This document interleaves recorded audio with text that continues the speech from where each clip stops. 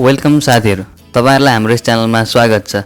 अब हामीले केही दिन पहिला कुरा गर्ने भने हाम्रो च्यानलमा एउटा भिडियो अपलोड गरेका थियौं कि जसमा हामीले top 5 blue cheap commercial bank भनेर हामीले भिडियो बनाएका थियौं, जसमा नेपालमा अहिले टप 5 मा परेको तिनीहरुको पर्फर्मेन्सको आधारमा कुन बैंक राम्रो छ, कुन बैंकमा इन्भेस्ट गर्दा ठीक हुन्छ भन्ने भिडियो बनाएका थियौं। उक्त भिडियो धेरैलाई मन पर्यो र उक्त भिडियोमा के कमेन्ट आइरहेको थियो भन्दाखेरिमा यो बैंकहरुको राम्रो छ, अब हामीले यसमा इन्स्योरेन्स कम्पनी, डेभलपमेन्ट बैंक, अरु कुराको माइक्रो फाइनान्सहरुको पनि चाहियो भन्दै हुनुहुन्थ्यो। त्यसकारणले आजको भिडियोमा हामी चाहिँ नेपालको टप 2 इन्स्योरेन्स लाइफ इन्स्योरेन्स कम्पनीहरुको बारेमा कम्पेयर गर्नेछौं। अब भोलि हाम्रो भिडियो आउँदैछ, त्यसमा चाहिँ हामीले नेपालको टप 5 वटा लाइफ इन्स्योरेन्स कम्पनीको बारेमा कम्पेयर गर्दैछौं। अनि हाम्रो पर्सिनी कभरसी गर्दा हामीले डेभलपमेन्ट बैंक, माइक्रो फाइनान्स चारैतिर कभर गर्नेवाला छौं। आजको भिडियोमा म तपाईलाई अघि नै बताइसके, नेपाललाई टपमा भनेको चाहिँ एउटा नेपाल लाइफ इन्स्योरेन्स कम्पनी र अर्को चाहिँ लाइफ इन्स्योरेन्स कर्पोरेसन नेपाल, यी दुईटाको बारेमा हामीले कम्पेरिजन गर्नेछौं। अब के कुरामा कम्पेयर हुन्छ भन्ने कुरामा म सर तपाईहरुलाई बताइदिन्छु। सबैभन्दा पहिला हामी यिनीहरु दुईटाको फन्डामेन्टल्सहरु हेर्छौं। फन्डामेन्टली यिनीहरु कतिको स्ट्रङ छन् भन्ने कुराहरु हुन सक्छ, यसको ब्यालेन्स सिट, प्रॉफिट एन्ड लसको कुराहरु हामी हेर्छौं। अनि त्यसपछि हामी हेर्छौं यिनीहरुको पर्फर्मेन्स, यिनीहरुले विगतमा कस्तो परफर्म गरे र अहिले यिनीहरुको पर्फर्मेन्स कस्तो छ। अनि हामीले हेर्छौं रिस्क एन्ड रिटर्न, यिनीहरुमा इन्भेस्ट गर्दा कतिको रिस्क छ र रिटर्न कतिको दिन सफल भएको छन्, त्यो कुरा पनि हामी गर्छौं। र अर्को चाहिँ यिनीहरुको ग्रोथ फ्याक्टर, अब सधैँभरि स्थिर हुने कम्पनीमा लगानी गरेर त अर्थै भएन। यिनीहरुको ग्रोथ कतिको छ, ग्रोथ गर्ने पोटेन्शियल कतिको छन्, विगतमा यिनीहरुले के कस्तो ग्रोथ लिएर आएको छन्, यी कुराहरुमा हामी आज चर्चा गर्नेछौं। साथीहरु, आजको भिडियो स्टार्ट गर्नुभन्दा पहिला तपाई हाम्रो च्यानलमा नयाँ हुनुहुन्छ भने सब्स्क्राइब गर्न नभुल्नु होला र सब्स्क्राइब गरेर साथैमा बेल आइकन दबाउन सक्नुहुन्छ, ताकि यस्तै शेयरमूलक ताजा जानकारीहरु, अपडेट्सहरु अनि नलेजहरु, बिजनेस सम्बन्धी ज्ञानहरु पनि यस च्यानलबाट तपाईले बेला-बेलामा लिइराख्न सक्नुहुन्छ। साथीहरु, आजको भिडियो स्टार्ट गरौँ। अब हामी दुईटाको कम्पेरिजन हामीले अब सबैभन्दा पहिला क्यापिटलबाट सुरु गर्छौं। यिनीहरु दुईटाको पेड अफ क्यापिटल भनेको तपाई सबैले थाहा छ, यिनीहरुको पुँजी कतिको छ भन्नेको हो। क्यापिटलको बारेमा हामी धेरै बोल्न परेन सर। हामी कम्पेयर गर्नुपर्दा चाहिँ मैले यहाँ दुईवटा रिपोर्ट लिएको छु। एउटा 2076 को 2076 को क्वार्टर 4 को रिपोर्ट छ र यो चाहिँ 2077 को क्वार्टर 4 को रिपोर्ट अनुसारको यहाँ यिनीहरुको पेड अफ क्यापिटल छ। अब नेपाल लाइफ इन्स्योरेन्सको हेर्ने भने यसको चाहिँ पेड अफ क्यापिटल 2076 मा 5.5 अर्ब थियो, 5.5 अर्ब र 2077 मा पनि 5.5 अर्ब छ। भनेपछि यसको पेड अफ क्यापिटलमा कुनै पनि चेन्ज आएको छैन। यसले भनेपछि यहाँबाट के बुझ्न सकिन्छ भन्दा यसले बोनस शेयर दिएको छैन। बोनस शेयर दिएको भए यसको क्यापिटल बढ्नेवाला थियो, त्यसकारणले यसले बोनस शेयर दिएको छैन र यसको पेड अफ क्यापिटल चाहिँ 5.5 अर्ब छ। तर यो चाहिँ एकदम राम्रो के हो भन्दाखेरिमा धेरै कम्पनीहरुले, लाइफ इन्स्योरेन्स कम्पनीहरुले 2 अर्ब चाहिँ आफ्नो क्यापिटल पुर्याउन पर्ने भनेर राष्ट्र बैंकले चाहिँ नीति निकालिदिएको छ। त्यो अनुसार चाहिँ यो कम्पनी धेरै अगाडि छ। अर्को हामीले कम्पनी हेर्छौं भने लाइफ इन्स्योरेन्स कर्पोरेसन नेपालको LICN को हेर्ने हो भने यसको बल्ल 2 अर्ब पुगेको छ। 2 अर्ब 1 करोड भएको छ यसको चाहिँ। अघिल्लो वर्ष कति थियो, 1.5 अर्ब जति थियो। भनेपछि यसले 34-35% को ग्रोथ गरेर मिनिमम क्राइटेरिया मिट गरेको छ। 2 अर्ब चाहिँ पुर्याउनै पर्ने लाइफ इन्स्योरेन्स कम्पनीहरुले भनेको छ। त्यसकारणले यहाँ हेर्दियो भने पेड अफ क्यापिटलमा यानी LIC Nepal life insurance company एकदम स्ट्रङ देखिन्छ र LICN ले पनि आफ्नो मिनिमम क्राइटेरिया चाहिँ पुरा गरेको देखिन्छ। भनेपछि LICN ले चाहिँ बोनस शेयर, राइट शेयर केही पक्कै पनि दिएको थियो, जसकारणले आफ्नो क्यापिटल बढायो भने LIC ले चाहिँ दिएको छैन, LIC ले चाहिँ दिएको छैन भन्ने कुरा यहाँबाट बुझिन्छ। यो चाहिँ पेड अफ क्यापिटलमा हेर्ने हो भने चाहिँ नेपाल लाइफ इन्स्योरेन्स कम्पनी एकदम स्ट्रङ देख्न सकिन्छ हामीले। पेड अफ क्यापिटलले के बताउँछ भन्दाखेरिमा यिनीहरुको रिस्क बियरिङ क्यापासिटी कतिको छ, यिनीहरु कति बलिया छन् भन्ने कुरा पेड अफ क्यापिटलले देखाउँछ है त। अब हामी अर्को एक्सपेक्ट कुरा गर्छौं। अर्को एक्सपेक्ट भनेको रिजर्भ एन्ड सरप्लस भनिन्छ। रिजर्भ भनेको उनीहरुको अब खातामा के छ भन्ने कुरा, उनीहरुले कति बचत गरेर राखेछन् भन्ने कुरा, कि उनीहरुले आफ्नो कोषमा कति राखेछन् भन्ने कुरा हुन्छ। उनीहरुले प्रॉफिट कमाएपछि रिजर्भमा राख्छन् ताकि कुनै बेला त्यसलाई युज गर्न सकिन्छ। अब रिजर्भ भनेको चाहिँ कस्तो हुन्छ भन्दाखेरिमा तपाईहरुले कुनै वर्ष कम्पनीले धेरै प्रॉफिट कमाउन सकेन भने पनि त्यसको रिजर्भ स्ट्रङ छ भने त्यसले रिजर्भबाट पैसा निकालेर तपाईहरुलाई डिभिडेन्ड बाँड्न सक्छ इन्भेस्टरहरुको लागि। भनेपछि रिजर्भ एकदम इम्पोर्टेन्ट हुन्छ इन्भेस्टरहरुको कुरामा। अब यसको हेर्ने हो भने नेपाल लाइफ इन्स्योरेन्स कम्पनीको रिजर्भ हेर्नुहुन्छ भने 2076 र 76 मा यसले 43 लगभग 44% को ग्रोथ लिएर आएको छ। पहिला 2 अर्ब 44 करोड थियो भने अर्को वर्ष 3 अर्ब 51 करोड भनेको एकदमै राम्रो ग्रोथ लिएर आएको छ। 44% को ग्रोथ रिजर्भमा धेरै राम्रो। इन्स्योरेन्स कम्पनीले यति राम्रो ग्रोथ लिएर आएको रिजर्भमा त एकदम राम्रो छ। अरु कम्पनीहरुले अब 50 करोड पुर्याउन सके छैनन् रिजर्भ। अरु सुन्नुस् न, यस्तो कुरा के अरु कम्पनीले आफ्नो क्यापिटल 2 अर्ब पुर्याउन सके छैनन् भने नेपाल लाइफ इन्स्योरेन्स कम्पनीले त के गर्यो, आफ्नो रिजर्भ नै 3.5 अर्ब पुर्याइदियो भनेपछि यो त एकदमै स्ट्रङ फ्याक्टर हो। यो जति स्ट्रङ त अरु कुनै पनि देखिन्नन् रिजर्भमा। म भोलि 5 वटा कम्पनीको बारेमा कम्पेयर गर्नेछु। आज यी दुईटाको बारेमा डिटेल कम्पेरिजन छ है त। अर्को एलआइसिएनको कुरा गर्ने हो भने यसको चाहिँ अघिल्लो वर्ष 0.94 94 करोड यसको क्यापिटल के अरे रिजर्भ थियो भने यो वर्ष चाहिँ यसको लगभग 52 करोड छ भने चाहिँ यसले घटाएको छ रिजर्भ। यहाँ देख्न सक्नुहुन्छ यसको रिजर्भ घटेको छ भने चाहिँ यसले त्यहाँबाट निकालेर अरू काम गरिरहेको छ। 45%ले रिजर्भ घटाएको छ भने चाहिँ यो चाहिँ यसको हल्का नेगेटिभ एक्सपेक्ट भन्न सकिन्छ। हामीले अरू कुरामा पनि डिटेलमा कुरा गर्नेछौँ। अब आउने चाहिँ यसको चाहिँ लाइफ एस्युरेन्स फन्ड भनिन्छ। लाइफ एस्युरेन्स फन्ड भनेको चाहिँ अब जस्तै लाइफ इन्सुरेन्स कम्पनीहरूले त प्रिमियम कलेक्ट त गर्छन्।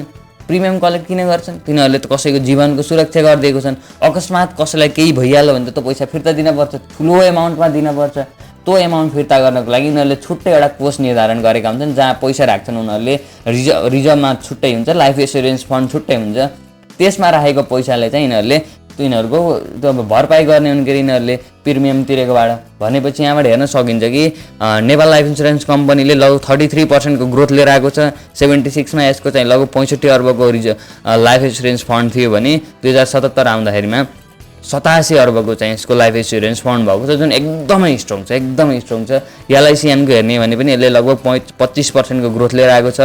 54 अर्ब यसको लाइफ इन्सुरेन्स फन्ड थियो भने अहिले चाहिँ यसको लगभग 68 अर्ब चाहिँ हामीले यहाँबाट देख्न सकिन्छ। 67.7 भनेपछि यी दुईटैको लाइफ इन्सुरेन्स फन्डमा चाहिँ दुईटै स्ट्रङ देखिन्छन्। तपाईँलाई मैले बताइसकेँ लाइफ इन्सुरेन्स फन्ड भनेको कसैलाई पनि केही भयो भने त्यो फन्डबाट निकालेर उनीहरूलाई दिनुपर्छ, किनभने उनीहरूको सुरक्षाको लागि हो नि त इन्सुरेन्स कम्पनी भनेपछि त्यसले चाहिँ सुरक्षाको लागि आफूले छुट्टै बनाएको कोष भनेर हामीले बुझ्न सकिन्छ।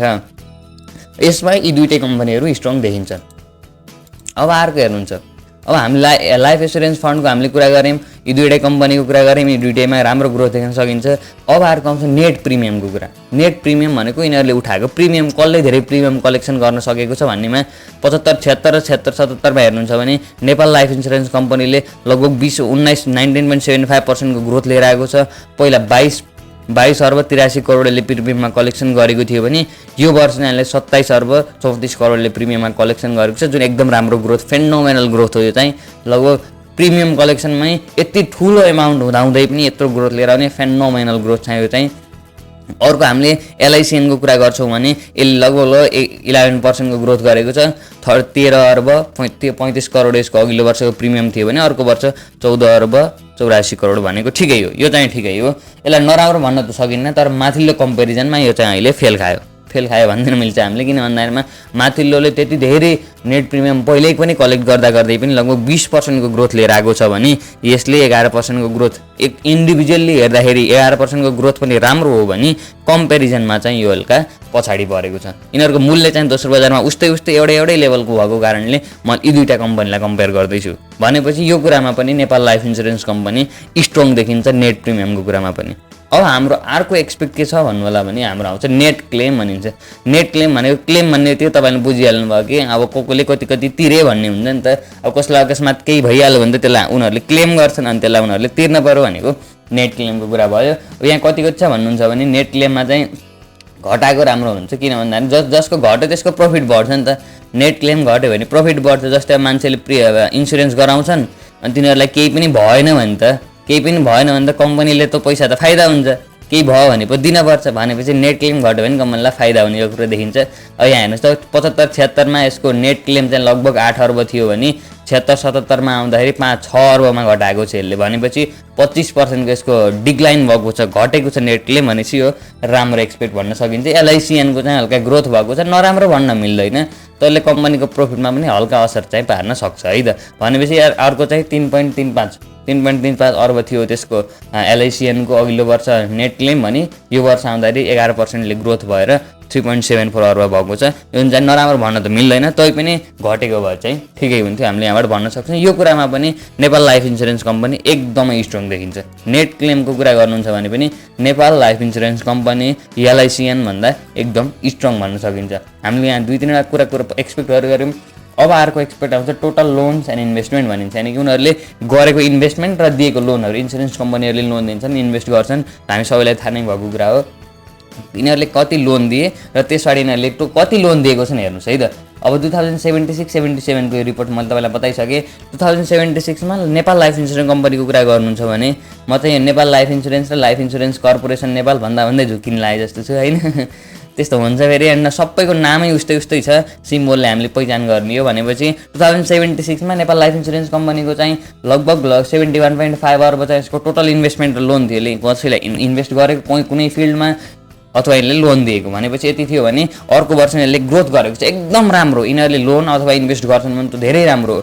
लगभग 31% को ग्रोथ लिएर आएर 2077 मा लगभग 93.65 अर्ब चाहिँ यसले टोटल लोन अथवा इन्भेस्टमेन्ट गरेको छ। लोन दिने अथवा इन्भेस्टमेन्ट दिने भनेपछि यो चाहिँ फेनोमेनल, यो पनि एकदम राम्रो ग्रोथ हामीले भन्न सक्छौँ नेपाल इन्सुरेन्स कम्पनीको।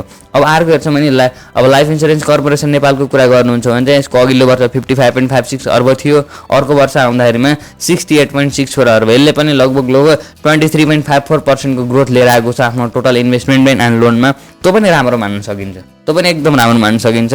लगभग 23-24% को ग्रोथ भनेको इन्भेस्टमेन्टमा एकदम राम्रो हो।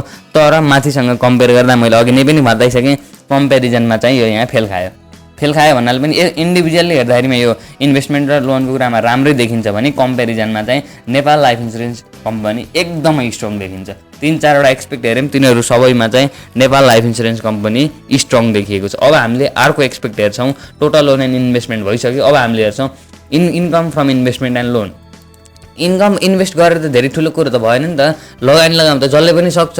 लगानीबाट त्यसले कति रिटर्न निकाल्न सक्यो भन्ने कुरा मोस्ट इम्पोर्टेन्ट हुन्छ, त्यहाँबाट इन्कम कति गर्न सक्यो भन्ने कुरामा। अब हामीले हेर्छौँ यहाँ दुईवटा कम्पनी हेर्नुहोस् है त। यसले चाहिँ नेपाल लाइफ इन्सुरेन्सको कुरा गर्नुहुन्छ भने यसले अघिल्लो वर्ष 6.32 अर्ब चाहिँ यसले इन्कम निकालेको थियो। त्यति अघिल्लो वर्ष जति इन्भेस्ट गरेको थियो त्यतिबाट 6.32 अर्ब यसले रिटर्न निकालेको थियो, इन्कम निकालेको थियो भने यो वर्ष चाहिँ 26% को ग्रोथ गरेर 7.98 भनेको लगभग 8 अर्ब इन्कम निकालेको छ, जुन एकदमै राम्रो। मैले अघि नै बताइसकेँ 26% को ग्रोथ लिएर आउने धेरै ठुलो कुरा हो भनेपछि यो कम्पनी एकदम स्ट्रङ देखिन्छ। अब अर्को एलआइसिएनको कुरा हेर्नुहुन्छ भने यसको चाहिँ 5.1 अर्ब थियो त्यसको इन्कम, जुनलाई यसले 6.08 बनाएको छ। यो पनि राम्रै मान्न सकिन्छ, लगभग 19-20% को ग्रोथ छ। यी दुइटैको ग्रोथ राम्रो छ, तर कम्पेरिजनमा चाहिँ नेपाल लाइफ इन्सुरेन्स कम्पनीले यहाँ पनि आफ्नो स्थान माथि नै मेन्टेन गर्न सफल भएको छ। हामीले धेरै एक्सपेक्टहरू कुरा गऱ्यौँ, अहिलेको एक्सपेक्ट थियो income from investment and loan भनेको तिनीहरूले कहीँ गरेको लगानी अथवा तिनीहरूले आफ्नो कस्टमरहरूलाई दिएको लोनबाट उनीहरूले कति इन्कम गर्न सफल भए भन्ने कुरा चाहिँ income from investment and loan थियो, जुनमा चाहिँ नेपाल लाइफ इन्सुरेन्स कम्पनी अगाडि रहेको हामीले यहाँबाट देख्न सकिन्छ। यो कुराहरू हामीले कुरा गरिसकेपछि अर्को एक्सपेक्ट आउँछ म्यानेजमेन्ट एक्सपेन्सेस, यानि कि उनीहरू कम्पनीमा म्यानेज गर्नका उनीहरूको अपरेटिङ एक्सपेन्सेस हामीले भन्न सकिन्छ। कम्पनी चलाउँदाखेरि उनीहरूको खर्च कति भएको छ भन्ने कुरा हुन्छ। यो चाहिँ अलि कम भएको राम्रो मानिन्छ म्यानेजमेन्ट एक्सपेन्सेस। अब यसमा दुईवटा एक्सपेक्ट हुन्छन्। दुईवटा एक्सपेक्ट के हुन्छन् भन्दाखेरिमा दुईटैको बराबर ब्रान्च छ, बराबर सबै कुरा बराबर छ र एक्सपेन्सेस बढी हुन्छ भने त नराम्रो कुरा हो। राम्रोसँग बुझ्नु है, म्यानेजमेन्ट एक्सपेन्सेसमा कस्तो हुन्छ भन्दाखेरिमा कसैको दुईटैको 5-5वटा अफिस छन् र दुईटै एउटाले 5 अर्ब अर्कोले 10 अर्ब खर्च गर्छ म्यानेजमेन्टमा भने त्यो त बेकारको कुरा भयो। भनेपछि दुईटाको ब्रान्चेसहरू हेरेर उनीहरूको इन्फ्रास्ट्रक्चरहरू हेरेर म्यानेजमेन्ट एक्सपेन्सेस गनिन्छ। तै पनि म्यानेजमेन्ट एक्सपेन्सेस भनेको त खर्च हो, खर्च जति थोरै भयो त्यति राम्रो मान्न सकिन्छ। तर खर्च थोरै भन्ने बित्तिकै राम्रो भनेको होइन। उनीहरूको धेरै ठुलो इन्फ्रास्ट्रक्चर, धेरै कर्मचारीहरू, धेरै ब्रान्चेसहरू, खर्च हुने कुरा स्वाभाविक हो भने बराबर कम्पिटिसनमा हुँदाहुँदै पनि बढी खर्च हुन्छ भने त्यो चाहिँ हल्का नराम्रो एक्सपेक्ट हुन्छ। यहाँ चाहिँ हेर्नुहुन्छ भने अब यहाँ तपाईँले देख्न सक्नुहुन्छ 2075-76 मा 2.25 अर्ब थियो नेपाल लाइफ इन्सुरेन्स कम्पनीको एक्सपेन्सेस भने 76-77 मा आउँदै 2.49 भनेको 2.5 भएको छ। यसलाई म्यानेजमेन्ट एक्सपेन्सेस यसलाई लगभग 10.67% ले ग्रोथ गरेको छ। यो हल्का नराम्रो एक्सपेक्ट हुनसक्छ एक्सपेन्सेस बढाएको। अब यसले ब्रान्चेसहरू बढाउने धेरै काम राम्रो गरेको छ भने त राम्रै होला। तैपनि यत्रो 10-11% को एक्सपेन्सेस बढाउनु भनेको केही नराम्रो एक्सपेक्ट चाहिँ पक्कै हो। अर्को आउँछ एलआइसिएनको एक्सपेन्स कुरा गर्नुहुन्छ भने यसको 0.98 अर्ब अघिल्लो वर्ष थियो भने अहिले 1 अर्ब बनाएको छ। लगभग 2% को ग्रोथ भनेको यसमा चाहिँ खासै नराम्रो कुरा देखिँदैन। म्यानेजमेन्ट एक्सपेन्सेसको कुरा गर्नुहुन्छ भने चाहिँ एलआइसिएन राम्रो देखिएको छ। लाइफ इन्सुरेन्स कर्पोरेसन नेपाल राम्रो देखिएको छ। नेपाल लाइफ इन्सुरेन्स कम्पनीको कुरा गर्ने भने म्यानेजमेन्ट एक्सपेन्सेसमा भनेपछि अरू सबै कुरामा नेपाल लाइफ इन्सुरेन्स अगाडि थियो भने म्यानेजमेन्ट एक्सपेन्सेसमा चाहिँ हल्का ग्रोथ एक्सपेक्टले हेर्ने भने चाहिँ लाइफ इन्सुरेन्स कर्पोरेसन नेपाल चाहिँ हल्का अगाडि देख्न हामीले सकिन्छ। अब अर्को एक्सपेक्ट के आउँछ भन्नु होला भने नेट प्रफिट, यिनीहरूले गरेको नेट प्रफिट भनेको तपाईँले बुझिहाल्नुहुन्छ, प्रफिटबाट पनि अरू सबै कटाएर बचेको नेट, ग्रस प्रफिट भनेको टोटल प्रफिट हुन्छ भने त्यहाँबाट कटाएर एकदम बचेको नेट प्रफिटलाई हामीले नेट प्रफिट भनिहाल्छौँ। त्यसमा चाहिँ हेर्नुहुन्छ भने 2075-76मा नेपाल लाइफ इन्सुरेन्स कम्पनीको 52.33 अर्ब चाहिँ करोड है, यो चाहिँ करोडमा छ, अर्ब चाहिँ यिनीहरूको नेट प्रफिट अहिले हुने कुरो भएन। 52.33 करोड चाहिँ यिनीहरूको नेट प्रफिट थियो 2075-76मा र 76-77मा आउँदा 53 करोड बनाएको छ, जुनमा चाहिँ 1.36% को ग्रोथ। यो पनि राम्रो, यो पनि एकदम राम्रो। अरू कम्पनीको एकदम प्रफिट डिक्लाइन भइरहेको छ, मार्केटमा कम्पिटिसन बढेको छ, लाइफ इन्सुरेन्स कम्पनी भ्याट खोलिरहेको छन्, अरू कम्पनीको प्रफिट घटेको छ अनि यो कम्पनीले यहाँ पनि ग्रोथ लिएको छ भनेपछि यो एकदम राम्रो प्रोस्पेक्ट देखिन्छ। 1.36% को growth, Nepal life insurance company perfect. अब अर्को हामीले कुरा गर्छौँ लाइफ इन्सुरेन्स कर्पोरेसन नेपालको चाहिँ 75-76मा यसको 16 करोड थियो यसको नेट प्रफिट भने आउँदा अर्को वर्ष आउँदाखेरि लगभग 12 करोडमा घट्यो भनेपछि 25 लगभग 26% को यसको चाहिँ नेट प्रफिटमा घटेको छ, एकदम एकदम घटी भएको छ भनेपछि यो चाहिँ नराम्रो एक्सपेक्ट, यसको नेट प्रफिटमा चाहिँ यो हल्का नराम्रो देखिन्छ भनेपछि अहिलेसम्मको एक्सपेक्टमा एउटा म्यानेजमेन्ट एक्सपेन्सेसमा Nepal life insurance corporation Nepal राम्रो देखियो एलआइसिएन भने अरू कुरामा चाहिँ नेपाल लाइफ इन्सुरेन्स कम्पनी एकदमै राम्रो देखिएको छ। त्यो नेट प्रफिट होस्, क्यापिटल होस्, अरू कुरै होस्, इन्कम फ्रम इन्भेस्टमेन्ट होस्, त्यसले दिएको लोनहरू होस्, यी सबै कुरामा चाहिँ नेपाल लाइफ इन्सुरेन्स कम्पनी एकदम राम्रो देखिएको छ। अब हामीले अर्को कुरा गर्छौँ इन्सुरेन्स कम्पनीहरूलाई हामीले जज गर्ने त्यो कतिको राम्रो छ भन्ने कुरा एउटा one of the most important भनेको नम्बर अफ पोलिसिज हुन्छ। त्यसले कति पोलिसिज बेच्न सफल भयो, त्यो प्रिमियम आउने पनि पोलिसिजबाटै हो, सबै कम्पनी चल्ने त्यो पोलिसीबाट हो भने त्यसले कति बेच्न सफल भयो। अब यहाँ हेर्नुहोस् त 2076मा नेपाल लाइफ इन्सुरेन्सको कुरा गर्नुहुन्छ भने यसले 12,80,000 पोलिसिज बेचेको थियो। 12,80,000 पोलिसी एकदमै पर्फेक्ट ब्रिलियन्ट हो चाहिँ, यो चाहिँ 12,80,000 पोलिसी बेचेको एकदमै राम्रो हो भने 77मा आउँदाखेरि झन् ग्रोथ लिएको छ, 13,04,000 पोलिसिज बेचेको छ, 1.87% को ग्रोथ, लगभग 2% को ग्रोथ, एकदम फेनोमेनल। यो त एकदमै राम्रो, एकदम राम्रो। यहाँ चाहिँ तपाईँले हेर्न सक्नुहुन्छ कि 12,80,000 पोलिसिजबाट फेरि पनि ग्रोथ गरेर अर्को वर्ष 13,04,000 एकदम राम्रो छ। लाइफ इन्सुरेन्स कर्पोरेसन नेपालको कुरा गर्नु छ नि एलआइसिएनको अघिल्लो वर्ष 7,94,000 पोलिसी बेचेको थियो भने अर्को वर्ष 7,62,000 भनेपछि यहाँ घटेको छ, लगभग 4% को डिक्लिनेसन आएको छ, डिक्लाइन भएको छ भनेपछि यो चाहिँ हल्का नेगेटिभ एक्सपेक्ट हुन्छ भनेपछि कम्पेरिजनमा चाहिँ यहाँ पनि नेपाल लाइफ इन्सुरेन्स कम्पनी अगाडि देखिन्छ। पोलिसिजमा लगभग 2% को ग्रोथ, त्यही पनि ग्रोथ मात्रै होइन 13 लाख पोलिसिज बेच्नु भनेको एकदमै ठुलो कुरा हो, एकदम राम्रो ग्रोथ लिएको छ यसले। यसको नेट प्रफिट पनि राम्रो देख्न सकिन्छ भनेपछि यहाँ पनि कम्पिटिसनमा चाहिँ यहाँ एलआइसी भनेको नेपाल लाइफ इन्सुरेन्स कम्पनी अगाडि देख्न सकिन्छ हामीले। अब अर्को कुरा हामी इन्डिङमा आइसकेका छौँ। अर्को यसको दुईवटा एक्सपेक्टहरू हामी कम्पेयर गर्छौँ जसमा एउटा अर्निङ पर सेयर हुनेछ र अर्को नेटवर्थ हुनेछ। अर्निङ पर सेयर भनेको चाहिँ प्रति सेयर आम्दानी, त्यो कम्पनीको एउटा सेयर बापत त्यो कम्पनीले कति कमाएको छ भन्ने कुरा चाहिँ अर्निङ पर सेयर हुन्छ, त्यो चाहिँ रुपिजमा लेखेको छ यहाँ। अब नेपाल लाइफ इन्सुरेन्स कम्पनीको अर्निङ पर सेयर चाहिँ 9.65 रुपिज छ। अब यहाँ त हेर्न सक्नुहुन्छ र लाइफ इन्सुरेन्स कर्पोरेसन नेपालको चाहिँ 5.96 छ। यहाँ पनि नेपाल लाइफ इन्सुरेन्स कम्पनी अगाडि देखियो, यी दुईटाको चाहिँ हल्का कम देखिन्छ अर्निङ पर सेयर। अब अर्को नेटवर्थको कुरा गर्नुहुन्छ भने नेटवर्थको कुरा गर्नुहुन्छ भने नेटवर्थमा चाहिँ अब नेपाल लाइफ इन्सुरेन्स कम्पनीको नेटवर्थ चाहिँ लगभग 174 छ, 173.92 भनेको राम्रो छ भने लाइफ इन्सुरेन्स कर्पोरेसन नेपालको पनि लगभग 137.5 भनेको यो पनि हामीले ठिकै मान्न सक्छौँ भनेपछि नेटवर्थमा अर्निङ पर सेयरमा दुईवटै एक्सपेक्टमा नेपाल लाइफ इन्सुरेन्स कम्पनी एकदम पर्फेक्ट देखिएको छ। अहिलेसम्मको कम्पेरिजनमा टपमा पर्न सफल चाहिँ नेपाल लाइफ इन्सुरेन्स कम्पनी छ। अब हामीले यति कुरा मात्रै हेरेर हुँदैन, यति कुरा मात्रै यसरी हेर्दाखेरि हामीले के बुझ्यौँ भन्दाखेरिमा Nepal life insurance company fundamentally strong रहेछ, पेड अफ क्यापिटल धेरै छ, नेट प्रफिट धेरैले बढाइरहेको छ, यसको नम्बर अफ पोलिसिजहरू बढेको छ, इन्भेस्टमेन्टबाट राम्रो रिटर्न लिएर आएको छ। यी सबै कुराहरू हामीले देख्यौँ भने अब हामीले हेर्न जरुरी छ एउटा कुरा के भन्दाखेरिमा यसले विगतमा कस्तो डिभिडेन्ड दिएको छ। हामीले इन्भेस्ट गर्ने एउटै कुरालाई हो, त्यो डिभिडेन्ड कतिको डिभिडेन्ड दिएछ। अब हामीले हेरौँ यसको dividend history, Nepal life insurance कम्पनीको डिभिडेन्ड हिस्ट्री हेर्नुहुन्छ भने मैले यहाँ 6 वर्षको डिभिडेन्ड हिस्ट्री पेश गरेको छु। यो चाहिँ तपाईँले शेयर संसार वेबसाइटबाट हेर्न सक्नुहुन्छ, अन्य कुनै वेबसाइटबाट पनि तपाईँले हेर्न सक्नुहुन्छ। यहाँबाट हेर्नुहोस् एकदम 2069-70बाट हेर्ने नि 2070 सालबाट 75 सालसम्म आउँदाखेरिमा यस लगभग 98% अनि 68%, 26, 70, 48 भनेपछि एभरेजमा हामीले हेर्ने हो भने 30-35 होइन 40% को डिभिडेन्ड दिएको छ एभरेजमा। भनेपछि यहाँबाट हामीले बुझ्न सकिन्छ कि यसको डिभिडेन्ड हिस्ट्री एकदमै राम्रो छ, एकदमै राम्रो छ। यसले बोनस सेयर त कुनै पनि वर्ष 25 भन्दा घटाएको छैन।